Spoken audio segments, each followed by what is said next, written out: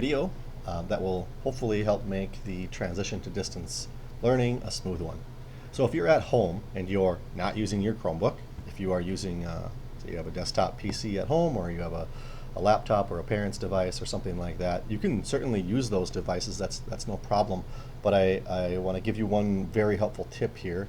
First of all, is to make sure that you are using a Google Chrome browser. Don't use a Safari browser if you're on a Mac. Don't use Internet Explorer. Don't use Firefox. Use Chrome. We're a Google school. Everything we do is pretty much through Google, and everything just works so much better if you use the Chrome browser. So if you don't have the Chrome browser installed, go ahead and install it. It's free. It's a simple, quick download. Just download Google Chrome browser, and the process is super simple. But to take it a step further, to make the experience even better, make sure that you log into the Chrome browser with your school account. Don't use your personal account. Don't use a parent's account. It's just going to make things messy. It's going to make everything a lot better if you actually log into the browser with your school account. So we got to be a little bit careful here, because I think a lot of people will quickly, if you follow my mouse up here to the right, just log into Google using their school account, which is right here.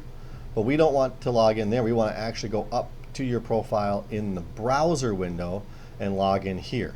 Okay, so if there's nothing here, if nobody has ever logged into the Chrome browser before, then you can just log in with your school account, and then you'll just be the only user in that browser, and that's fine. But if somebody's already here, like a brother or a parent, or somebody else in the family, you'll want to click on this profile, and then we're going to go down here to add another person. So we're going to add a second person. We're going to find a profile picture that we like, which won't matter because we're going to log into our school account, and then we're going to go ahead and click add, and you'll notice it opens up a fresh new Chrome window.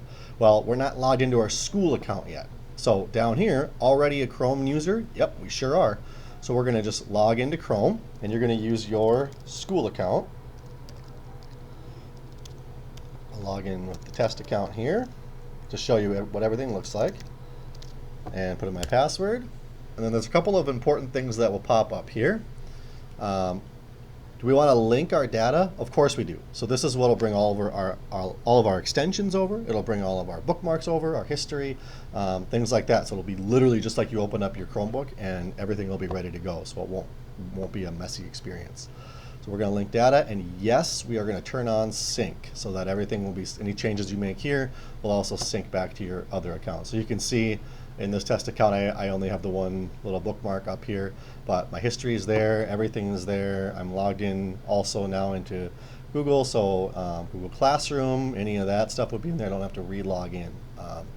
So here's my extensions start loading up here, so I won't have to reinstall Screencastify. Everything's just already there. So again, this is going to make the distance learning experience a smooth one. And I just have an error up here because there's some extensions that aren't allowed, or aren't whatever on this device. They're made for Chromebooks instead. So I'm just going to remove that one. So if you have questions, you can message Help Desk.